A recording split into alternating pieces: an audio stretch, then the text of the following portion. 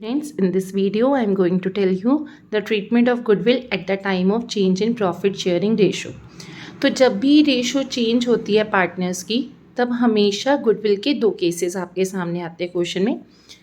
Sometimes question में लिखा होता है goodwill exist in the books. Exist की जगह they can use the word appears in the books.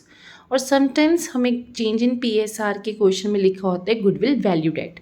तो जब भी goodwill exist in the books आता है तब आपका आंसर क्या होता है? Old partners capital account debit to goodwill. और इसे हम किस रेशो में डिवाइड करते हैं? ओल्ड रेशो में.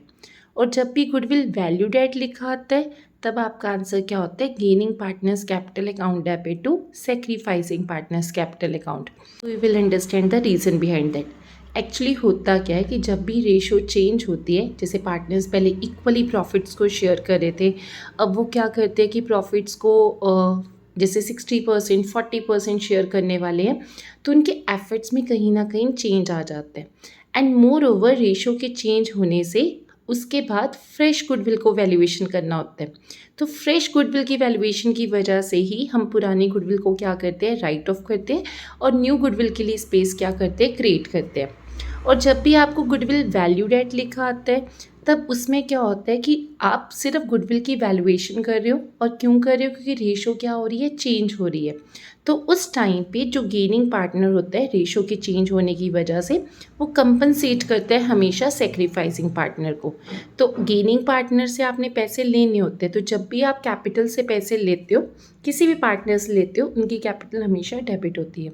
और जब भी किसी पार्टनर को आप पैसे देते हो तो उसकी कैपिटल हमेशा क्या होती है? क्रेडिट होती है. See in this example is from TS Grewal, chapter number 3. Anu and Bala, they shared the profit and losses in the ratio 3:2. With effect from 1st April 2023, they decided to change the profit as equally. They decided to share the profits equally. Goodwill of the firm valued at.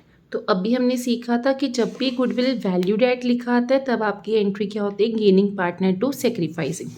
Now how we will calculate who is sacrificing, who is gaining.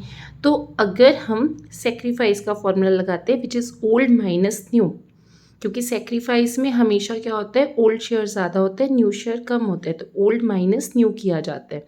तो जैसे हमने formula लगाया 3:2 था, 3/5 2/5 and the new ratio is equal 1/2 1/2. तो हमने इसमें LCM लेके निकाल लिया कि who is sacrificing and who is gaining. Because Bala का शेयर नेगेटिव आया है. Negative sign is just indicating that कि बाला क्या कर रही है? गेन कर रही है. तो उस सिनेरियो में इसकी एंट्री क्या हुई? क्योंकि गेनिंग टू सेक्रीफाइसिंग था तो बालास कैपिटल टू अनुज कैपिटल. और 50,000 is the amount of the goodwill and 1/10 share they gained. जितना गेन किया है उतना ही वो पे करेंगे. As written here, it is paid by gaining partners for the gained profit share to the sacrificing partner. जितना उन्होंने गेन किया है प्रॉफिट का शेयर उतना ही वो क्या करेंगे? पे करेंगे. The entry will be balanced to Anu's capital 5,000. Solve one more question from the back exercise. Ram, Lakshman, Bharat, who are sharing profit in the ratio 5:3 they decide to share the profits equally. Goodwill valued at भी लिखा हुआ है और goodwill appear in the books भी लिखा हुआ है. तो देखो जब goodwill appears in the book है तो मैंने अभी आपको आंसर क्या लिखवाया था कि जब भी गुडविल अपीयर होगी तब आंसर होगा old partners capital debit to goodwill account. हम अपीयर गुडविल को क्या करेंगे? ओल्ड रेशियो में राइट ऑफ करेंगे. तो गुडविल हो जाएगी क्रेडिट विद द 75,000 और उसे हम किस रेशियो में डिवाइड करेंगे? 5:3 that is the old ratio. तो 75,000 into 5/10 which will be 37,500. 75,000 into 3/10 which will be 22,500. 75,000 into 2/10 it will be 15,000 and goodwill will be created by 75,000. See, I have calculated the sacrificing ratio and gaining ratio of Ram, Lakshman and Bharat. The old ratio was 5:3. The LCM 5:3 means 10. 5/10 3/10 2/10 and the new ratio is equal to 1/3 1/3. So by doing the calculation we got to know कि Ram was sacrificing and Lakshman and Bharat was gaining. Then यहाँ पे goodwill कितनी पे valuation हुई थी? 4,50,000. तो we will multiply it by 4,50,000.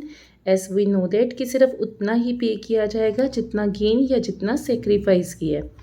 तो हमने कैलकुलेशन किया तो it will be 75 calculation 75,000 15,000 and 60,000. तो भरत इज विथ 60,000.